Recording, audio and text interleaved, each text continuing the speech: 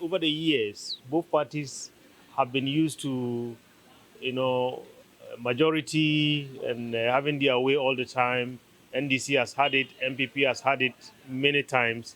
And now there's a new reality, and each party is having a lot of difficulty in terms of trying to reset its mindset to this new reality. And that's what has been creating all these challenges. Parliament is setting a very, very bad precedent.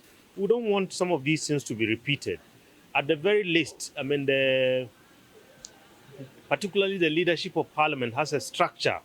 I mean, I know they have conference, they have pre-sitting discussions and so on. I would have expected that most of these things are resolved there before they get on the floor.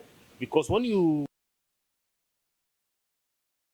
Meanwhile, Dr. Draman insists Parliament needs to make amendments to its standing orders to make room for divergent views and the current composition of both sides of the House.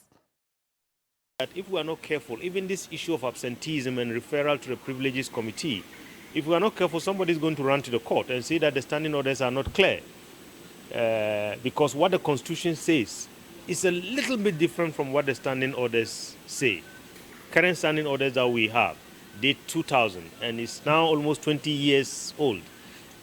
A lot has changed over the years, and then we have seen what we have never seen before. So, I mean, with all these history, with the current happenings, I think the time is ripe for us to really look at, how the rules can change.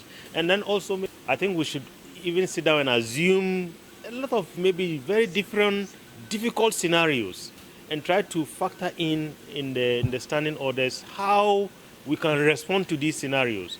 Different scenarios like we wake up and then the majority in Parliament is opposition. How do we deal with this? We wake up in Parliament and then the President has to choose some MPs from the opposition to be part of government. How do we deal with this? A number of other scenarios.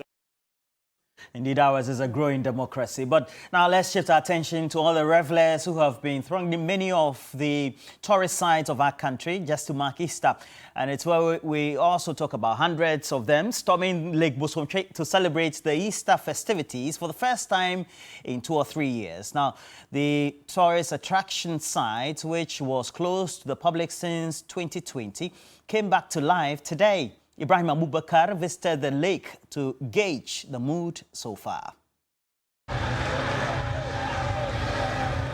The famous Lake Bosomtwe in the Ashanti region has finally been opened to the public after remaining closed for more than 2 years due to the COVID-19 pandemic.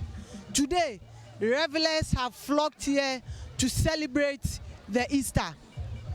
Well, the lake has indeed returned to life. Last year around this time, this place was virtually a ghost town due to the COVID-19 restriction. But the scene is an exciting one today.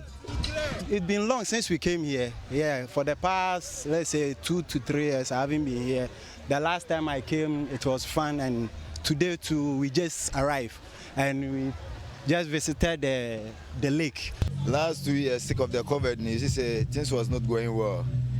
But with thanks to God, it's like now they have opened the chance for us to come and do something small. Because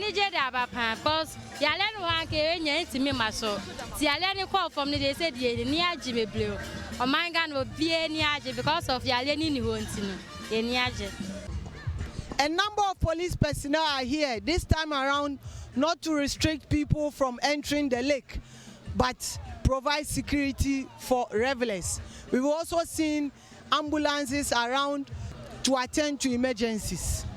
Well, health officials say we are not out of the woods yet when it comes to COVID-19, but it appears most revelers here have thrown all the safety protocols to the dogs.